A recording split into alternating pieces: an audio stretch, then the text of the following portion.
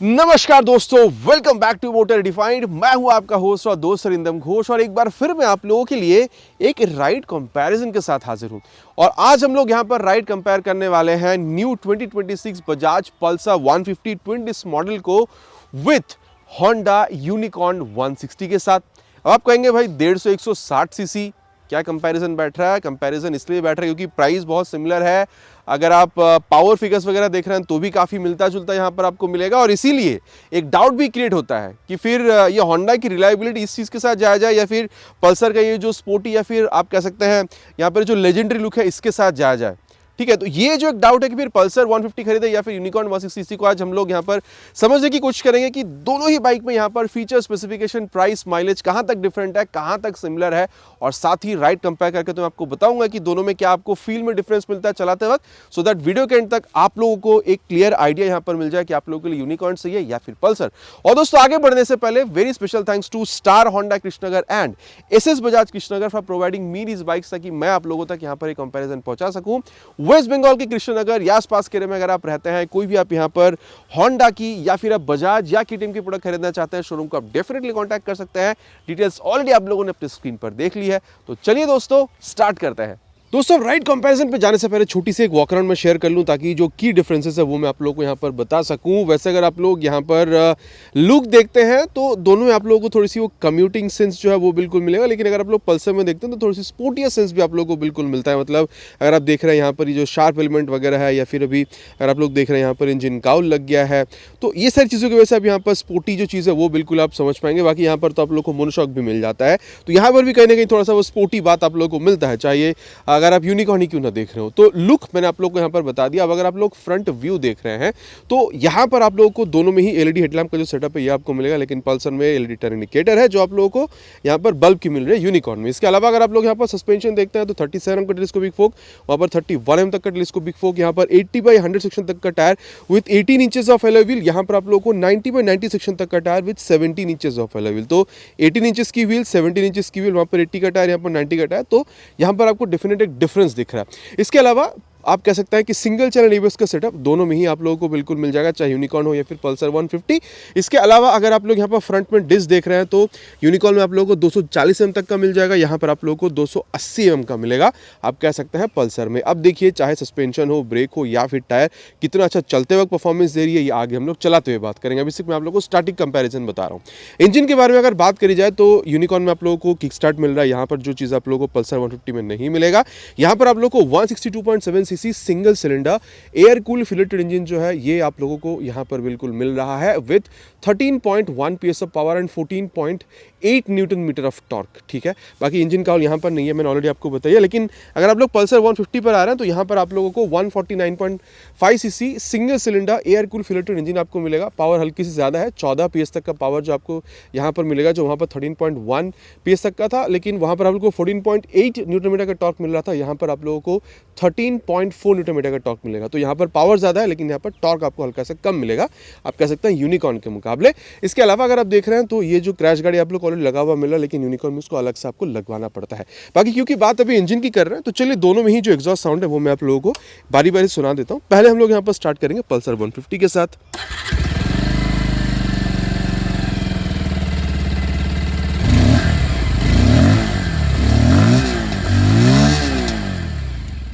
तो ये था पल्सर 150 का आवाज़ और अब मैं आप लोगों को यहाँ पर यूनिकॉर्न 160 की जो आवाज़ है ये भी एक बार सुना दूँ।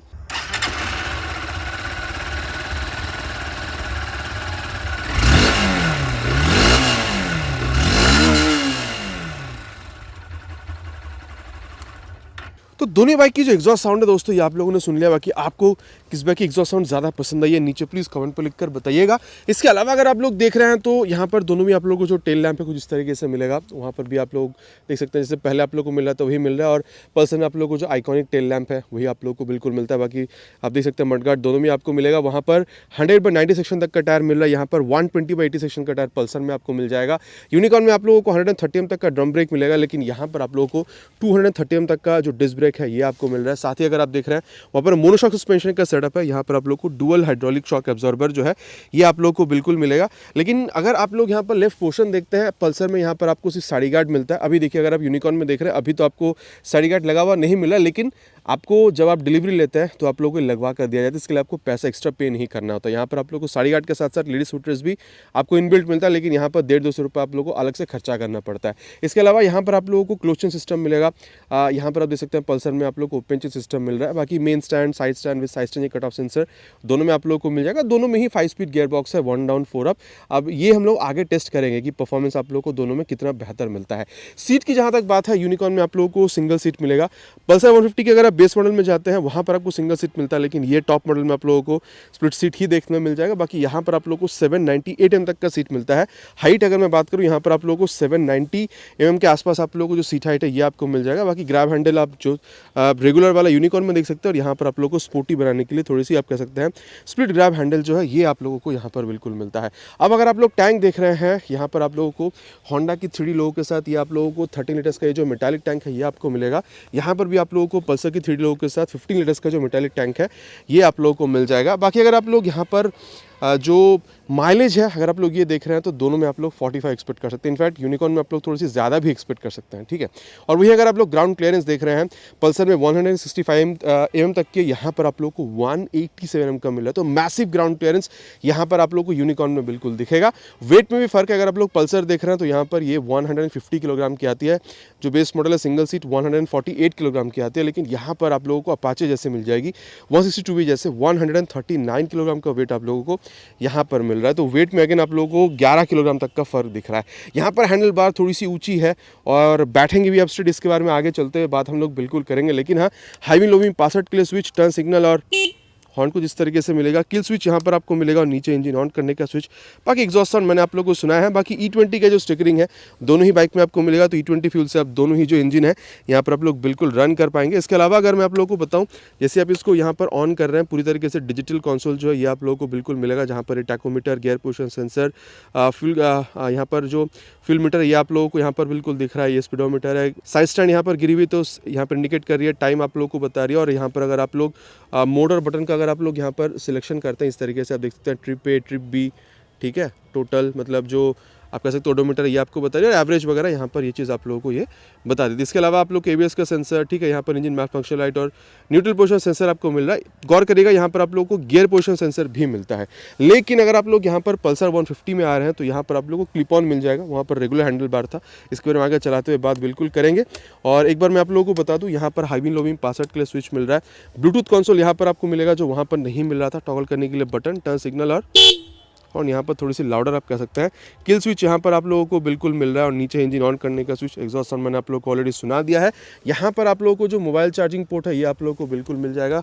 और मोबाइल चार्जिंग पोर्ट जो है अगर आप लोग यहाँ देख रहे हैं मतलब तो यहाँ पर भी आप लोगों को सी टाइप वाला मिल जाएगा, यहाँ पर आप लोगों को नॉर्मल मिल रहा था। और साथ ही अगर आप लोग मीटर कंसोल देख रहे हैं, ब्लूटूथ है ऑलरेडी मैंने कहा है, तो स्पीडोमीटर, ओडोमीटर, टैकोमीटर सब कुछ आपको मिलेगा।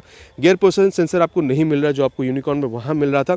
लेकिन क्योंकि ब्लूटूथ है तो नेविगेशन अपडेट इस्तेमाल नहीं कर पाएंगे, लेकिन बजाज की राइड कनेक्ट ऐप को मोबाइल में डाउनलोड इंस्टॉल करके थ्रू ब्लूटूथ अगर आप कनेक्ट करते हैं तो कॉल SMS अलर्ट जो है वो आप लोग बिल्कुल यहाँ पर इस्तेमाल कर पाते हैं, ठीक है। इसके अलावा अगर आप लोग देख रहे हैं तो यहाँ पर आप लोग odometer, trip A, trip B, instantaneous fuel economy, distance to empty, average fuel economy for trip A, trip B, ये सारी चीज़ें आपको यहाँ पर ये बता देती है। इसके अलावा मिरर कितना अच्छा दोनों में काम कर रही है, रियर व्यू मिरर, ये आगे हम लोग चलते हुए बात करेंगे। और अब अगर मैं आप लोग को यहाँ पर प्राइस के बारे में बताऊँ तो दोनों में आप लोग को ऑलमोस्ट सिमिलर मिलेगा। अभी अगर आप लोग यूनिकॉर्न में प्राइस देख रहे हैं 1,37,500 के आसपास आती है, लेकिन न्यू ईयर है तो यहाँ पर प्राइस 1,40,000 तक जाने के कंप्लीट चांसेस बनती है। वहीं अगर आप लोग पल्सर में अभी देख रहे हैं 150 में, तो आफ्टर दिस अपडेट यहाँ पर प्राइस आप लोग को 1,40,000 ही पे करना होगा। तो प्राइस ऑलमोस्ट दोनों में आप लोग को यहाँ पर सिमिलर ही मिल रहा है। तो मोटा मोटा बात हो चुका है दोस्तों, दोनों बाइक में क्या मिल रहा है। चलिए अब राइड पर चलते हैं, राइड में क्या डिफरेंस है इसको समझने की कोशिश करते हैं। और दोस्तों राइड कंपैरिजन की शुरुआत यहाँ पर पल्सर 150 ट्विन डिस्क मॉडल के साथ ही करेंगे। सीट हाइट मैंने ऑलरेडी आपसे कहा था 790 mm के आसपास आप लोगों को बिल्कुल मिलता है। और यहाँ पर ना क्लिप ऑन हैंडल बार है, आप हल्का सा सामने की तरफ झुक भी रहे हैं, और रेयर फिटेड फुटपिक जो है ये भी आप लोगों को बिल्कुल मिल रहा है। अब देखिए सीट जो है यहाँ पर कंफर्टेबली आप कह सकते हैं, कोई प्रॉब्लम वैसे आपको हो नहीं रहा, और स्पेस में कमी यहाँ पर भी नहीं है, चाहे आप बैठ रहे हैं फिर पिलें, लेकिन यहाँ पर स्प्लिट सीट आप लोगों को मिल जाता है, ठीक है। और चलिए अब यहाँ पर देर ना करते हुए स्टार्ट करते हैं राइड को। और ये हो गया first gear, second gear, third gear. देखिए मैं इस बाइक को डेली राइड में इस्तेमाल करता हूं। मैं आप लोगों को अपना एक्सपीरियंस भी बताऊंगा। यहाँ पर इनिशियली उठाने में चाहे आप राइड कर रहे हो फिर पिलियन के साथ ही आप क्यों ना राइड कर रहे हो, आप लोग को यहाँ पर प्रॉब्लम मेरे हिसाब से नहीं होना चाहिए। बाकी क्लच अगर आप लोग देखते हैं मिड साइड पर है, सॉफ्ट नहीं है लेकिन हार्ड भी आपको नहीं मिलेगा। और साथ ही अगर आप लोग यहाँ पर इसकी गियर शिफ्टिंग देखते हैं तो मक्खन जैसा है, चाहे आप अपशिफ्ट कर रहे हो या फिर डाउन शिफ्ट यहाँ पर क्यों ना कर रहे हो। और क्योंकि यहाँ पर बात हो रही है अभी ये क्लच और गियर की, तो चलिए यहाँ पर इसकी जो एक्सेलरेशन टेस्ट है उसको कंप्लीट करते हैं, फिर यहाँ पर इसकी परफॉर्मेंस के बारे में हम लोग आगे बात करते हैं। We'll start the acceleration test with 3 horns. Already on first gear.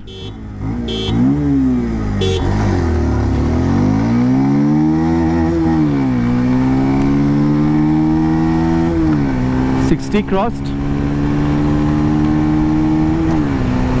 Crossed 80.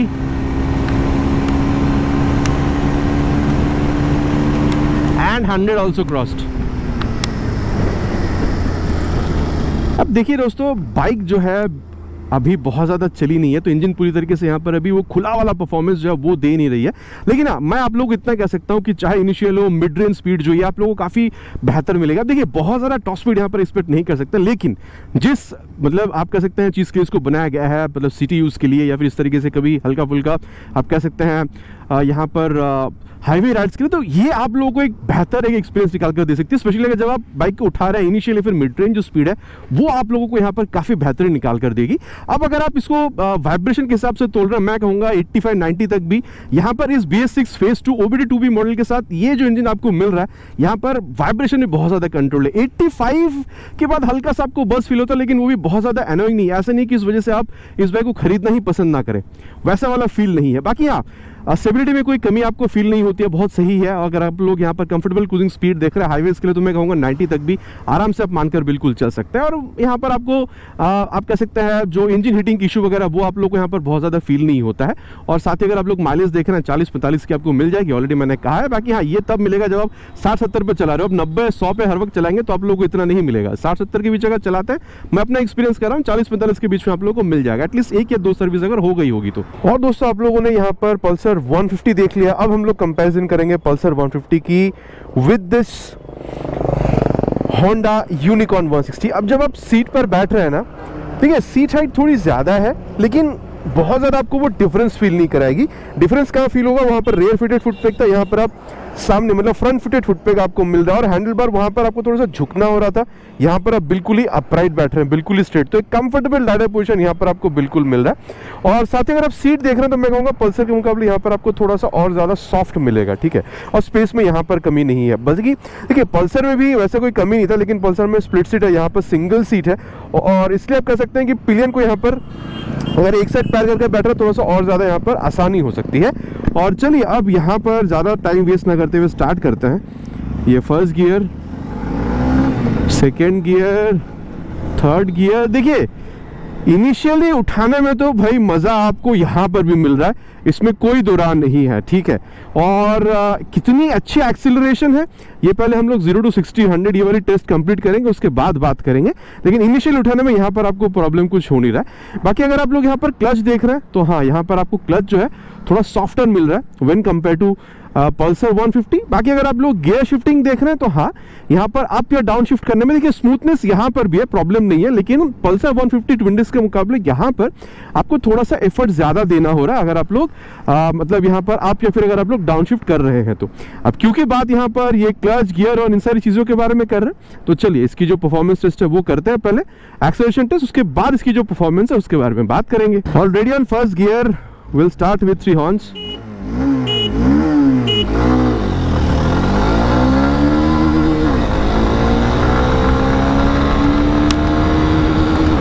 Cross 70,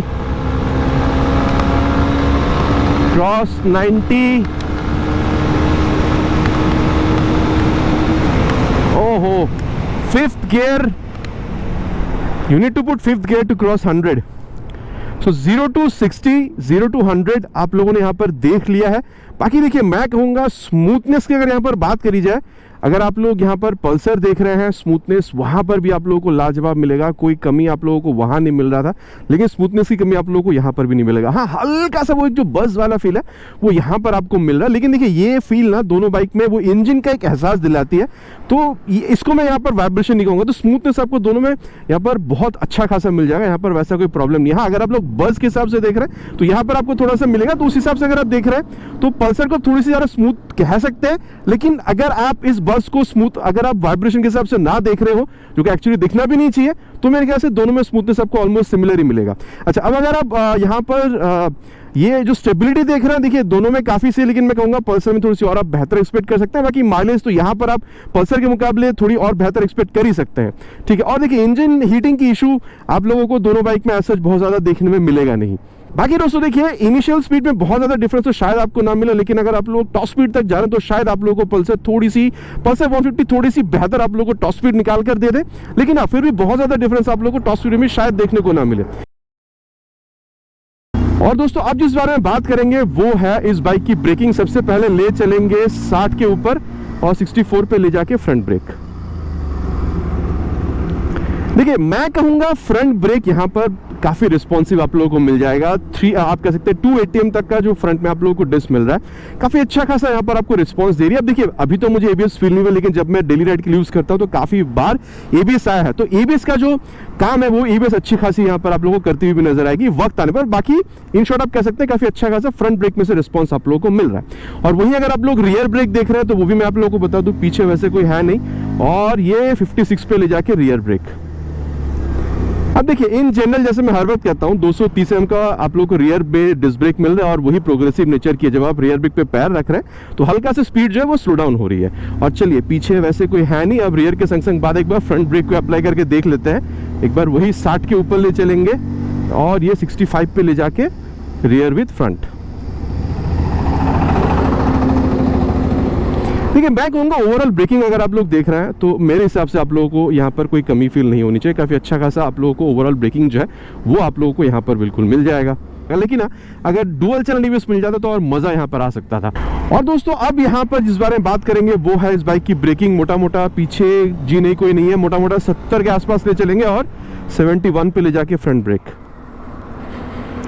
देखिए 240 mm की भले आप लोगों को यहाँ पर ये डिस्क ब्रेक दिख रहा हो, लेकिन वेट भी कम है 139 किलोग्राम, तो मैं कहूँगा यहाँ पर आप लोगों को अच्छा खासा ब्रेक रिस्पांस जो है बिल्कुल आप लोगों को मिल जाता है। और एक बात है, पल्सर के मुकाबले आप जो यहाँ पर थोड़ी सी हल्की बाइक पर बैठा ये भी आप लोगों को यहाँ पर बिल्कुल फील होता है। देखिए मैं कहूँगा कि ब्रेक यहाँ पर भी काफ़ी तगड़ी आपको मिलेगी, लेकिन हाँ पल्सर में आपको ब्रेकिंग थोड़ी सी और बेहतर आप वहाँ पर एक्सपेक्ट कर सकते हैं, ये मैं आप लोगों से बिल्कुल कहूँगा।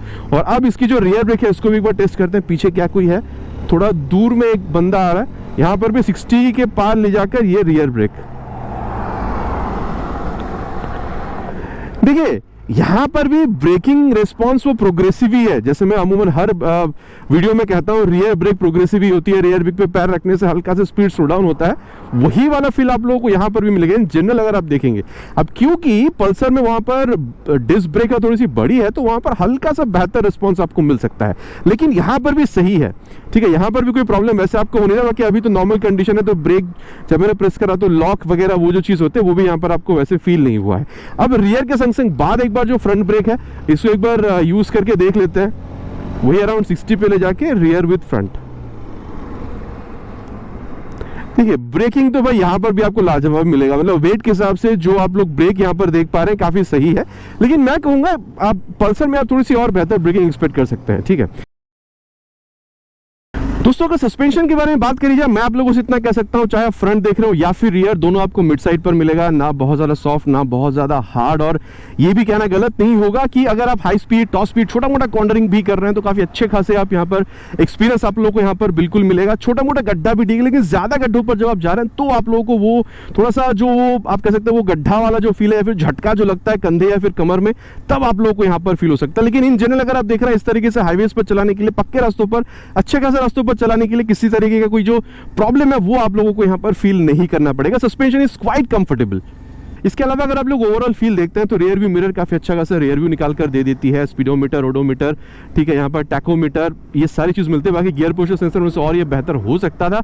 इसके अलावा मोबाइल चार्जिंग पोर्ट जो है वो आपको मिल जाता है, ब्लूटूथ मिल रहा है, लेकिन नेविगेशन हो तो और यहाँ पर बेहतर हो सकता था, ठीक है। और अगर आप लोग देख रहे हैं, देखिए मैं कहूँगा आप पिलन के साथ भी बैठ रहे हैं तो भी काफ़ी कंफर्टेबल है, स्पेस में आपको यहाँ पर प्रॉब्लम नहीं हो रहा है, एक्सीलरेशन काफ़ी अच्छी खासी है, आप ब्रेकिंग भी आप लोगों को यहाँ पर काफ़ी अच्छा खासा मिल जाता है, ठीक है। और मैं कहूँगा देखिए सिटी राइड के लिए तो आप इसको यूज़ करेंगे, आप चाहे आप college going, office going, middle age के हो, आप सिटी राइड के लिए इसको बिल्कुल यूज़ कर सकते हैं। लेकिन कभी अगर आपका यहाँ पर प्लान बना कि चलो थोड़ा बहुत अगर इस तरीके से आप हाईवेज पर निकल जाना चाहते हैं, छोटे मोटे अगर आप लोग राइड्स प्लान करते हैं इवन विद पिलियन, तो भी जिस तरीके से कंफर्ट, एक्सेलरेशन, ब्रेकिंग कंपनी यहाँ पर आप लोगों को प्रोवाइड कर रही है थ्रू दिस, आप कह सकते हैं पल्सर 150 ट्विन डिस्क, आप लोगों को मेरे हिसाब से प्रॉब्लम नहीं होना चाहिए।